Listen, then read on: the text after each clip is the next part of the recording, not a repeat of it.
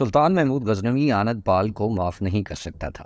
اصول جہاں بانی اور حکمرانی کے تحت یہ ضروری تھا کہ پنجاب پر اپنے اقتدار کو مستحکم کرنے کے لیے بھی آنند پال کو اس کی بدعہدی اور غداری کی سزا دی جائے۔ موجودہ حالات و واقعات نے یہ ثابت کر دیا تھا کہ آنند پال انتہائی مکار، جھوٹا اور سازشی ہے۔ اس سے خراج وصول کر کے اسے اپنا باجگزار بنانا بے معنی ہو چکا تھا، کیونکہ اب حالات کے تحت آنند پال کا مسئلہ حل کرنے کی ضرورت تھی، کیونکہ اس نے عہد و اقدار کی تمام حدود کو پار کر لیا تھا۔ ملتان کے مسئلے کے حل کے بعد سلطان محمود غزنوی پہنچا۔ مملکت کے نظم و نسق اور دوسرے معاملات سے عہدہ برا ہونے کے ساتھ ساتھ وہ آنند پال کے خلاف فیصلہ کن لڑائی کی تیاریاں بھی کر رہا تھا۔ اس نے یہ طے کر لیا تھا کہ آنند پال کا قصہ اب ہمیشہ کے لیے ختم کرنا ہے۔ آنند پال کا رواں رواں اسے بتا رہا تھا کہ محمود غزنوی اس سے نمٹنے کے لیے آئے گا، اس لیے اس نے اپنے طور پر بھرپور انداز میں زبردست تیاریاں شروع کر رکھی۔ اس بار اس نے دوسری چالوں کے ساتھ ساتھ مذہب کے ترک کا پتہ بھی چلایا۔ اس نے شمالی ہند کے ہندو راجوں کے نام پیغام بھیجے، قاصد دوڑائے، ہندوستان کی سلامتی، ان کی سلامتی کے ساتھ ساتھ ان کے مذہب کی سلامتی کی دہائی دی۔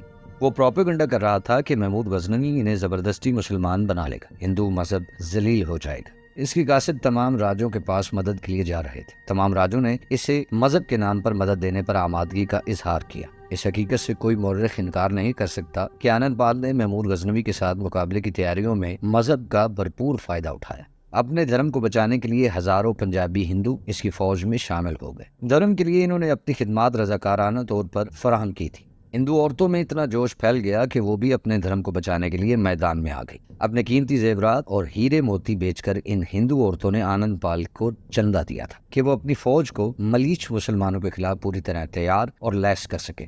محمود غزنوی اپنی جگہ تیاریاں مکمل کر چکا تھا۔ سن 408 ہجری میں جب وہ غزنی سے پشاور روانہ ہوا تو اسے یہ اندازہ ضرور تھا کہ اس بار آنند پال مقابلے کے لیے حد ممکن تیاری کرے گا اور لشکر جرار مقابلے میں لائے گا۔ بہرحال جب سلطان محمود غزنوی اور اس کے اعلیٰ سالاروں نے آنند پال کی فوج دیکھی تو اس کی کثرت پر خود انہیں بہت تعجب ہوا، کیونکہ یہ ان کی توقع سے بہت زیادہ تھی۔ پنجاب کے عام ہندو اس فوج میں شامل تھے۔ جنگجو قبائل کی مدد بھی فوج کو حاصل تھی۔ ہندوستان کے ہندو راجوں نے اپنے دھرم کی حفاظت کے لیے آنند پال کو کافی بڑی مدد فراہم کی تھی۔ مورخین بتاتے ہیں کہ دونوں اطراف کی کیفیت یہ تھی کہ وہ پہل کرنے میں کتراتی تھی۔ خود محمود غزنوی بھی اپنے طور پر بہت سی احتیاطی تدابیر پر عمل کرتا رہا۔ یوں یہ فوجیں 40 روز تک ایک دوسرے کے آمنے سامنے صف آراب موجود رہیں، لیکن لڑائی کا آغاز نہ ہوا۔ اس دوران محمود غزنوی نے لشکرگاہ کے دونوں طرف گہری اور چوڑی خندقیں کھدوا دی تھی تاکہ دشمن اچانک حملہ نہ کر سکے۔ سلطان محمود نے ان 40 دنوں میں اپنے مخبروں اور دوسرے ذرائع سے آنند پال کی فوج کے بارے میں جملہ معلومات حاصل کر لی تھی۔ نقشہ کش یوں بنتا تھا کہ ایک طرف وہ فوج تھی جو ہندو راجوں نے مدد کے لیے بھیجی تھی، دوسری طرف جنگجو ہندو قبائل تھے، درمیان میں آنند پال اور اس کا لشکر تھا۔ سلطان محمود غزنوی نے اپنی جنگی فراست سے کام لیتے ہوئے ایک منصوبہ بنایا۔ اس نے 1000 تیر اندازوں کا ایک خاص دستہ ترتیب دے کر حکم دیا کہ وہ ہندو راجوں پر حملہ کر دیں۔ تیر اندازوں کا یہ دستہ محمود غزنوی کی ہدایت کے مطابق آگے بڑھا اور لشکر کے اس حصے کو نشانہ بنایا جہاں ہندو راجوں کی فوج تھی۔ تیروں کی بارش کرنے کے بعد محمود غزنوی کے مطابق وہ آہستہ آہستہ پیچھے کو ہٹتے رہے۔ ایک مارکا ہوا اور تیر انداز واپس چلے آئے۔ یہ سلسلہ کئی روز تک جاری رہا۔ ایک روز ڈرامائی تبدیلی ہوئی۔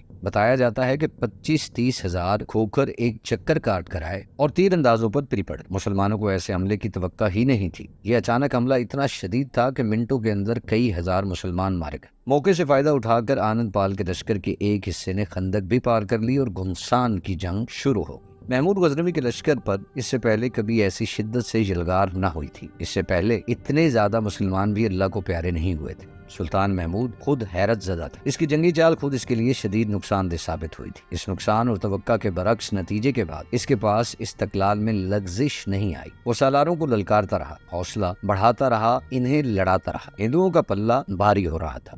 ہندو راجے اور آنند پال بہت پر امید تھے۔ وہ سمجھتے تھے کہ محمود غزنوی کو ایسی زبردست اور فیصلہ کن شکست ہوگی کہ اس کے بعد مسلمانوں کا کوئی لشکر پنجاب پر حملہ کرنے کی جرت ہی نہیں کرے گا۔ اس وقت میدان کارزار کی حالت واقعی بتا رہی تھی کہ محمود غزنوی کو عبرتناک شکست ہوگی۔ ہندو سپاہیوں کے حوصلے بہت بڑھ گئے تھے۔ مسلمان بھی جان کی بازی لگائے ہوئے تھے، لیکن ہندوؤں کی کثرت انہیں پریشان کرنے لگی تھی۔ وہ ایک ہندو سپاہی کو قتل کرتے تو اس کی جگہ 2 ہندو سپاہی وہاں کھڑے ہوتے۔ اس کے برعکس ہندوؤں کے پہلے زبردست حملے میں 4-5 ہزار مسلمان شہید ہو چکے تھے اور ان کی تعداد ہندوؤں کے مقابلے میں بہت کم رہ گئی تھی۔ محمود غزنوی اب بھی مایوس نہ تھا، لیکن قدرے بے بس ہو گیا تھا۔ اس کی سمجھ میں نہیں آ رہا تھا کہ وہ کیا کرے، کون سی تدبیر اختیار کرے۔ تاہم وہ ان مشکل ترین لمحوں میں بھی گھبرانے والا نہیں تھا۔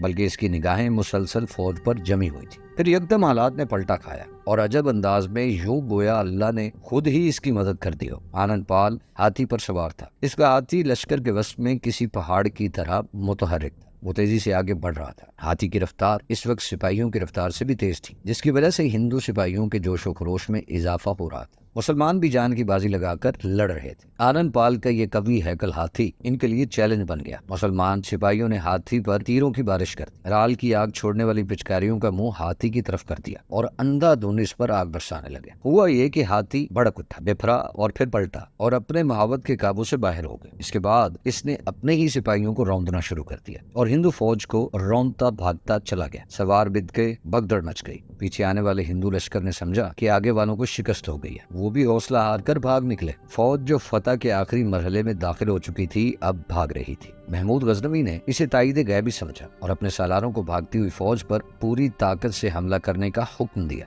2 दिनों तक सुल्तान महमूद गजनवी के हुक्म से फरान होने वाली फौज को ऐसी तेजी से ताकुब किया गया कि हजारों सिपाही मारे गए। मौर्रिख हिंदू फौज के कत्ल होने वाले सिपाहियों की तादाद 20,000 बताते। महमूद गजनवी की फौज को भी शदीद नुकसान पहुंचा। कम अज कम 7-8 हजार मुसलमान शहीद हो गए थे। माल गनीमत में इतना कुछ हाथ लगा कि इसकी तवक्का नहीं की जा सकती।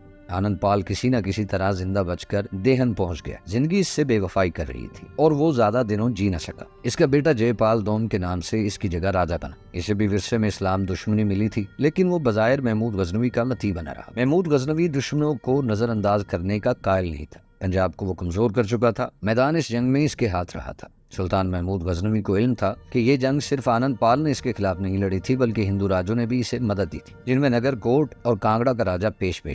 कांगड़ा पंजाब का एक कदीम और मशहूर पहाड़ी शहर है। नगरकोट के राजा ने वहां दामने कोहे हिमालय में एक कला तामीर करा दिया था, जो कला भीम के नाम से शोहरत रखता था। इस कले की अपनी शोहरत थी। शुमाली हिंद में ये वो मुकाम था जहाँ सबसे ज्यादा हिंदुओं के बुत थे। इस सिलसिले में ये भी शोहरत थी कि इस इलाके में मुसलमान दाखिल नहीं हो सकते। महमूद गजनवी ने दरअसल इसी चैलेंज को कबूल नहीं किया था, बल्कि जब वो आनंद पाल और इसके हरीफों को शिकस्त देकर गजनी लौट रहा था, तो इसने फैसला कर लिया था इसे जल्द ही वापस आना पड़ेगा। इन राजों से बदला लेने के लिए जिन्होंने आनंद पाल की मदद की थी। वो ये भी चाहता था कि गिरदोनवा के तमाम ऐसे अनासर को खत्म कर दे जो मुस्तकबिल में किसी भी वक्त इसकी सल्तनत के लिए खतरा बन सकते हैं। सन 409 हिजरी में महमूद गजनवी एक लश्कर लेकर फिर गजनी से रवाना हुआ। पेशावर पहुंचकर चंद रोज कयाम किया और इसके बाद पंजाब में दाखिल हुआ। सुल्तान महमूद गजनवी इस मार्के की जबरदस्त तैयारी कर चुका था। इसने कला भीम के बारे में तमाम मालूमात हासिल कर ली थी। वो जानता था कि इस कले का इंतजाम ब्राह्मणों के हाथ है, जो इस्लाम के जानी दुश्मन है और लोगों को मुस्तकिल इस्लाम के खिलाफ भड़काते रहते हैं। इस कले का मुंतजिम व हाकिम ब्राह्मण पाल था।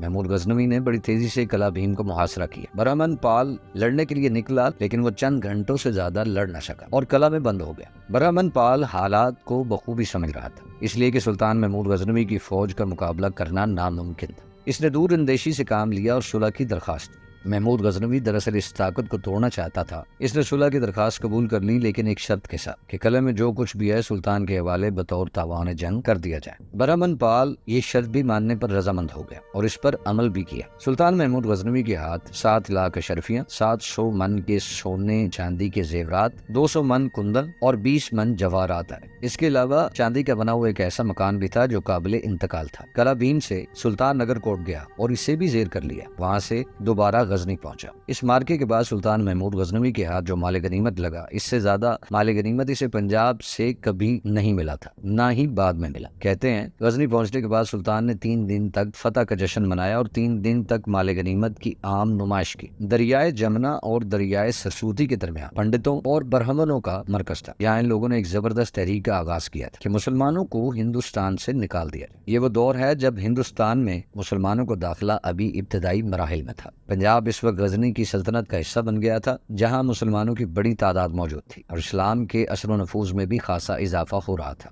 लेकिन हिंदुस्तान के दूसरे हिस्से अभी पूरी तरह इस्लाम से आशना नहीं हुए थे। सूफिया इकराम अपने मखसूस अंदाज में इशाअत इस्लाम का फरीजा अंजाम दे रहे थे। मजबूरी तौर पर हिंदुस्तान अभी बातिल और तारीकी का घर था। बहरहाल पंडितों और ब्राह्मणों को सिंध में मोहम्मद बिन कासिम के छोड़े हुए जिंदा आसार और नकूश की वजह से और पंजाब में इस्लाम के असर व दखल बहुत खटक रहा था। पंजाब की सरहद पर تھانسیر واقعہ تھا جو ہندوؤں کا مشہور تیرتھ تھا۔ تھانسیر کے بارے میں مافوق الفطرت کہانیاں بہت مشہور تھیں۔ کہا جاتا ہے وہاں ایک ایسا ہاتھی ہے جو حضرت سلیمان علیہ السلام کے ہاتھی کی نسل سے تعلق رکھتا ہے۔ سلطان محمود غزنوی کو بھی اس ہاتھی کے بارے میں معلومات مل چکی تھی۔ وہ باطل اور کفر کی اس علامت کو بے اثر بنانا چاہتا تھا۔ پوری تیاری کے بعد اس نے تھانسیر کا رخ کیا۔ ان دنوں دریائے سرسوتی میں طغیانی آئی ہوئی تھی۔ دوسرے کنارے پر دشمن کا لشکر پڑاؤ ڈال چکا تھا۔ دریا کا بہاؤ بہت زیادہ تھا، اس لیے اسے عبور کرنا آسان نہ تھا۔ سلطان نے اپنے لشکر کو ڈیرے ڈالنے کا حکم دے دیا۔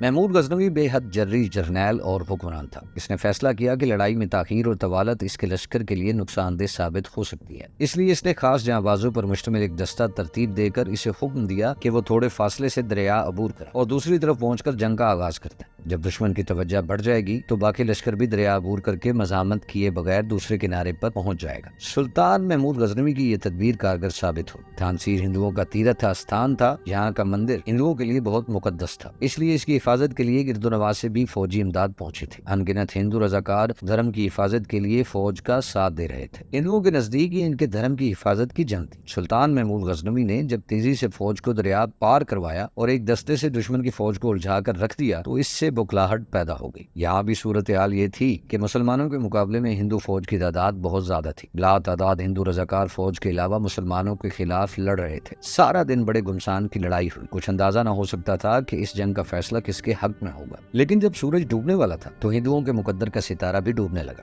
جلد ہی مسلمانوں کے زبردست حملے کے سامنے وہ لڑکھڑا گئے اور ان میں بھگدڑ مچ گئی۔ اس کے بعد مسلمانوں کو تھانسیر میں داخل ہونے سے کوئی روکنے والا نہیں تھا۔ شہر فتح ہوا، یہاں سے جو مال و دولت ہاتھ لگا وہ بیش قیمت۔ اس کے علاوہ قیدیوں کی تعداد اتنی زیادہ تھی کہ غزنی کے بازاروں میں غلاموں کی قیمت گر گئی۔ ظاہر ہے کہ تھانسیر کے مندر کے تحفظ کے لیے سلطان محمود غزنوی کو جو بھی چیلنج دیا گیا وہ اس کے لالچ میں نہیں آیا، بلکہ اس نے بت شکنی کی روایت کا آغاز یہاں سے کیا۔ تھانسیر کی فتح کے بعد محمود غزنوی نے برن کا رخ کیا۔ برن کے راجہ نے بھی اس کے خلاف جنگ میں آنند پال کا ساتھ دیا تھا۔ برن کا موجودہ نام بلند شہر ہے، جسے راجہ برن نے آباد کیا تھا۔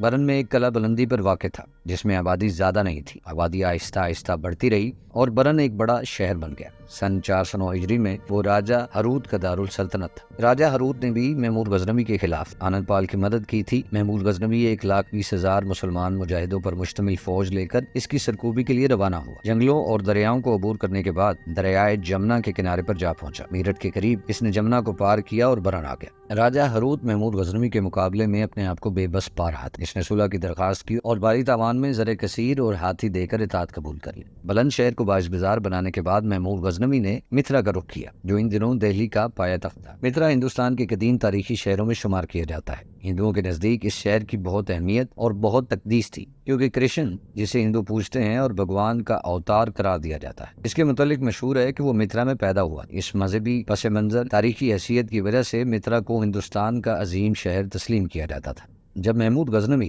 متھرا کا طلسم توڑنے نکلا تو وہ جانتا تھا کہ اس شہر کا حکمران اگر اس کا مطیع ہو گیا تو ہندوؤں کے عقیدے پر کتنی کاری ضرب لگے گی۔ محمود غزنوی کو بہرحال یہ اندازہ نہیں تھا کہ متھرا کا راجہ اس سے لڑنے کے لیے آمادہ ہی نہ ہوگا اور اس کے سامنے ہتھیار ڈال دے گا۔ خود متھرا کے راجے کے اس فیصلے کو اس کی اپنی فوج کے ایک حصے نے تسلیم کرنے سے انکار کر کے محمود غزنوی کے مقابلہ کرنے کی کوشش میں لڑائی چھیڑ دی۔ یہ ان کی بہت بڑی غلطی تھی۔ متھرا کا تقدس بحال رہ سکتا تھا۔ محمود غزنوی کا مقصد متھرا کے راجہ کو مطیع اور باجگزار بنانا تھا۔ جب اس کی فوج کے کچھ دستوں نے مزاحمت کی تو پھر قتل و غارت گری کا ایسا سلسلہ شروع ہوا جس نے متھرا شہر کو اپنی لپیٹ میں لے لی اور محمود غزنوی کی فوج نے متھرا کو لوٹ لیا۔ اس لوٹ مار میں شہر کی عمارتوں کے علاوہ متھرا کے مقدس مندروں کو بھی خاصا نقصان پہنچا۔ متھرا کا راجہ اس شہر کے تقدس کی پامالی نہیں چاہتا تھا، اسے اپنی طاقت اور حیثیت کا علم تھا، اس لیے اس نے محمود غزنوی کو صلح کا پیغام بھجوایا تھا۔ جب اس کی فوج کے ایک حصے نے اس کی حکم عدولی کی اور اس کے فیصلے کو رد کر دیا تو محمود غزنوی کی فوج کو جوابی کارروائی کرنا پڑی۔ یوں متھرا کے راجہ کا مقصد ہی غارت ہو، اس نے اپنی تمام رانیوں کے ساتھ خودکشی کر لی۔ ایک مقدس شہر کے حکمران کا یہی انجام ہونا تھا جو اس شہر کی پامالی نہ چاہتا تھا۔ ناظرین، سلطان محمود غزنوی سیریز میں اب تک کے لیے اتنا ہی۔ ملتے ہیں اگلی ویڈیو میں، اپنا خیال رکھیے گا۔ اللہ نگہبان۔